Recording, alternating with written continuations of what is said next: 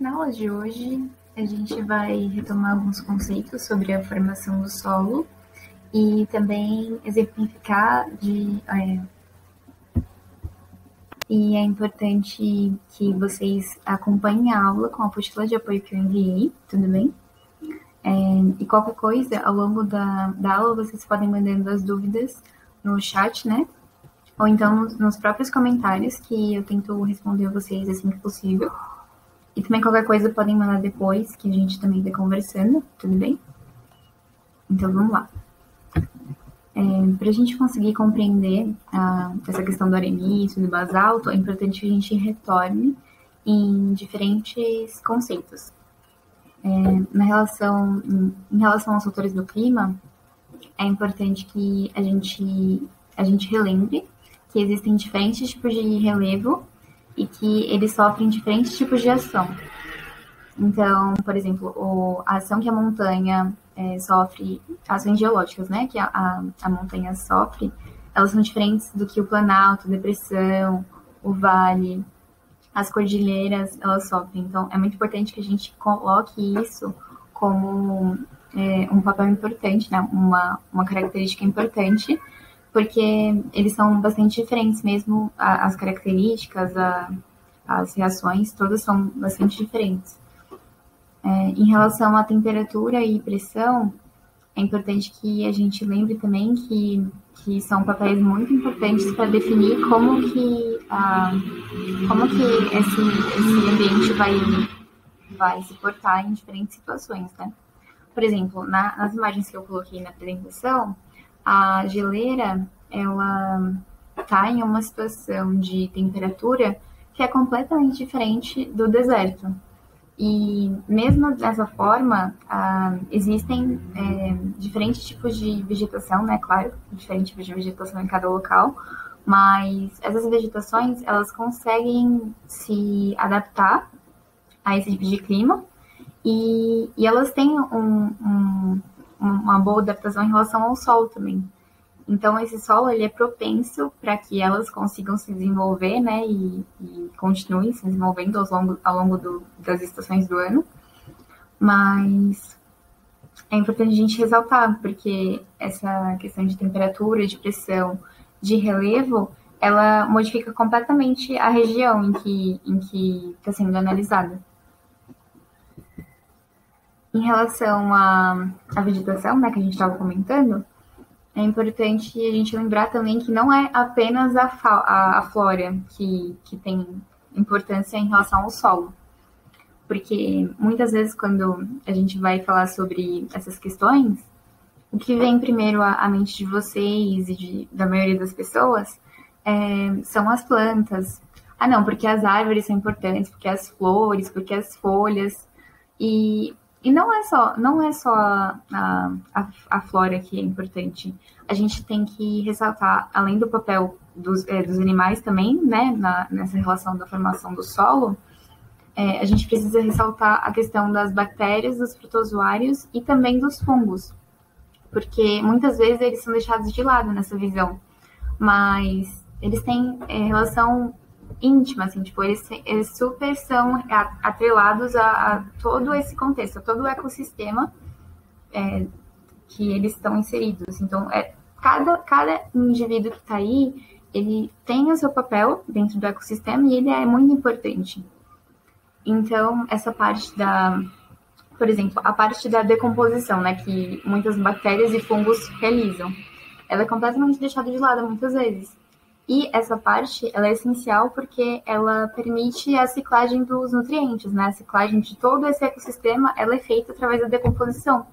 Porque as plantas, elas vão morrendo, os animais também, e as próprias bactérias, protozoários e os fungos, e eles vão entrando novamente nesse ciclo em relação à sua decomposição e tudo. Então, é preciso que a gente realmente lembre, quando a gente for analisar essas coisas, que esses outros organismos também são importantes e também fazem parte. Tudo bem? Agora, em relação ao objeto de estudo da aula, é importante que a gente lembre que os basaltos, eles são rochas ígneas, que são as rochas que mais tem um número maior em todo o nosso globo. Então, se você para para ver as rochas ígneas, a que tem maior quantidade são as de basalto. E é importante que a gente lembre que esse tipo de rocha, ela consegue produzir diferentes tipos de argilominerais.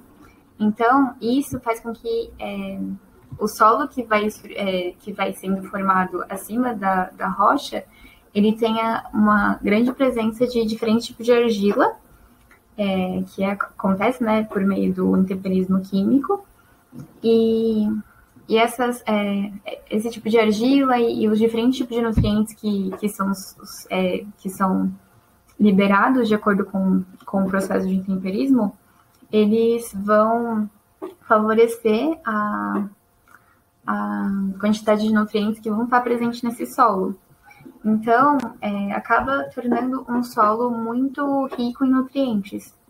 E tanto que aqui em São Paulo, o nosso tipo de solo, ele é o latossolo, que foi conhecido, né, muito, tipo, em relação à história, muitas vezes fala terra roxa, né, que é a terra em que tem uma grande produtividade.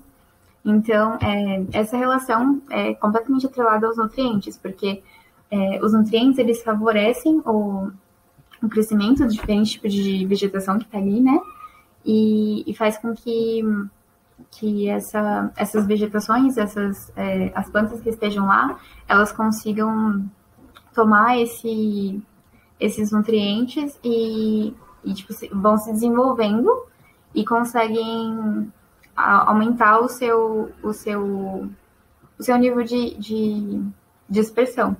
Então, é muito importante para as plantas que elas tenham, né, um solo rico em nutrientes. Mas é importante lembrar também vocês que não necessariamente o solo rico em nutrientes ele vai ser um solo biodiverso. Mas a gente pode comentar um pouquinho mais disso nas próximas aulas, tudo bem? Agora, em relação ao arenito, a gente tem uma característica muito importante, que é a de grande quantidade das rochas da Terra serem compostas por arenito.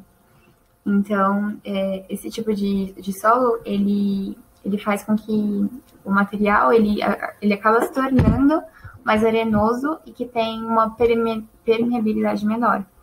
Então, na imagem a gente consegue observar a partezinha dos grãos, né? Eles estão distribuídos e eles são muito, muito pequenininhos. Eles têm realmente o tamanho de areia. E eles são muito importantes economicamente, diferente do basalto, né, que é importante economicamente para a agronomia em relação ao solo roxo e tudo. O arenito, ele é importante porque ele consegue desenvolver diferentes tipos de reservatórios de água. Então, a água, que é um recurso super importante, né, ele acaba desenvolvendo não consigo falar. Esses reservatórios e eles ajudam bastante nisso. Então, eles estão distribuídos ao longo do globo e também eles compõem muita parte, muito do leito oceânico também. Então, tipo, vai sendo levado, né, com a ação da chuva e eles conseguem ir da parte montanhosa até a parte do vale. E em diferentes tipos de oceano é encontrado no seu leito esse tipo de material. Eu quero relembrar com vocês que na nossa próxima aula a gente vai falar sobre calcário e também sobre bauxita. Então, vocês continuam acompanhando a apostila, né, e também os slides que eu já disponibilizei. E qualquer coisa vocês podem mandar suas perguntas no chat, né, como já tinha dito, e a gente vai conversando e falando mais sobre as rochas, tudo bem? Muito obrigada a todos que acompanharam e fico aberto aqui, né, a conversar e tudo, para quem quiser continuar e tirar dúvidas, tá bom? Muito obrigada, gente, até a próxima aula.